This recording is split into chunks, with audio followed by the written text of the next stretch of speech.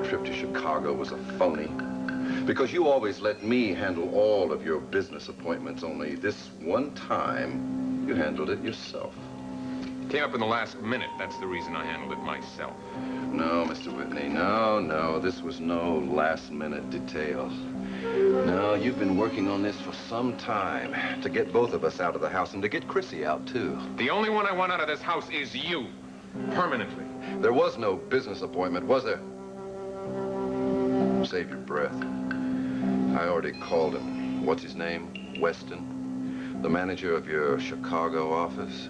Nah, he told me that he didn't have an appointment with you. He said he had no idea that you were even coming. I didn't make the appointment with Weston. I made it with someone else. Oh, there was an appointment, all right. Right here, between Mrs. Whitney and Romeo Slade. And I know all about Slade. Not only do they call him Romeo, but they also call him a lady killer. He's no housebreaker. No, that's not his specialty. But you know what his specialty is, or was. Right. That's it, Gunther. You won't leave under your own power, I'll have the police throw you. Well, I got a little tip for you, Mr. Whitney. The next time you go hiring a killer, I don't think that dark glasses will be enough of a disguise. Well, don't look so scared, Mr. Whitney. Everything's gonna be okay. Why don't you join me in a drink here? As you say, this sure is good whiskey. God only knows why I'm standing here listening to this. Yeah, well, I know all about these things. Take my first wife, please. I mean, she was really something else.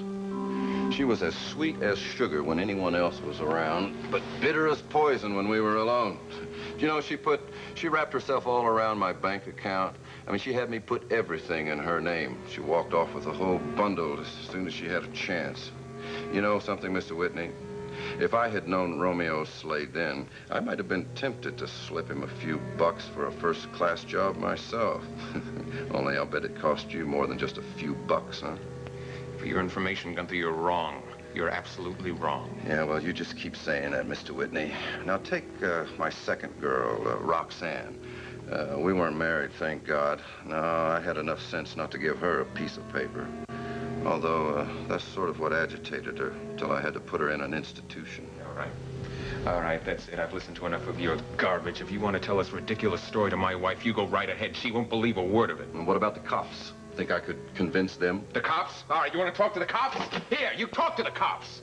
I'm sure that they'd be very interested in hearing about you and Jody Travis.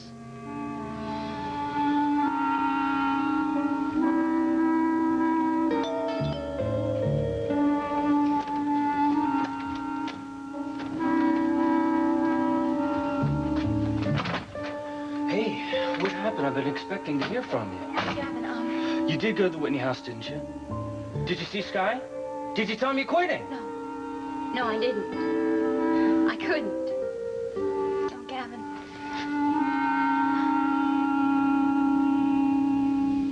You don't want them here any more than I do. They'd be too interested in hearing what I have to say.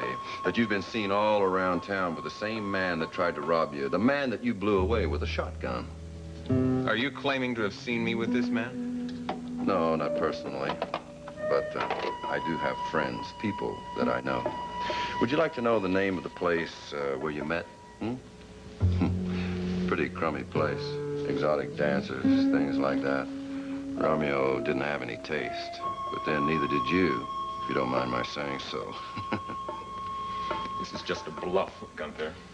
You just happen to have found out where this man, Slade, has been spending his time. It doesn't mean a thing. Well, even if I didn't see you there, Mr. Whitney, an awful lot of people did. You willing to take a chance on a police investigation? You never know what they might come up with. Some bum that saw you there with Slade, or maybe one of those exotic dancers. You never know. Why am I listening to this drivel?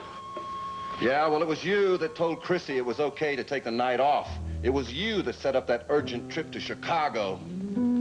Only, what happened, Mr. Whitney? Did you get cold feet?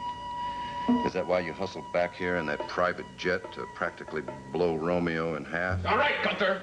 That's enough. Damn you, I won't listen anymore. No more orders, Mr. Whitney. From now on, things are going to be a little bit different around here. From now on, I'm giving the orders. When I say jump, you say how high. Don't worry, Mr. Whitney. We won't let the world know about our little arrangement. I'm still the good, faithful servant.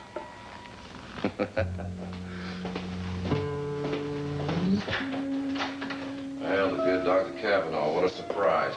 It's you I want to talk to, Mr. Whitney. About what? About what happened here tonight. Are you aware that your servant here launched still another attack on my little sister-in-law, Jody Travis? Why, that's a funny You word. shut up! I'm speaking to your employer. Listen, Mr. Whitney, I'm going to have to give you a choice. Either I level a formal complaint against Gunther with all the attendant publicity, or else you do something to make sure this never happens again, such as firing him. Firing me? That's not nice, Doc. Depriving me of my I'm talking to you, Mr. Whitney. Will you please answer me? Are you aware of what happened here? Go ahead, Mr. Whitney. Tell him. Yes, I was here. And? Jody arrived just as I was coming down the stairs. Gunther admitted her. And what'd you see? Well, nothing, really. Gunther may have said something offensive to her, but that's about all.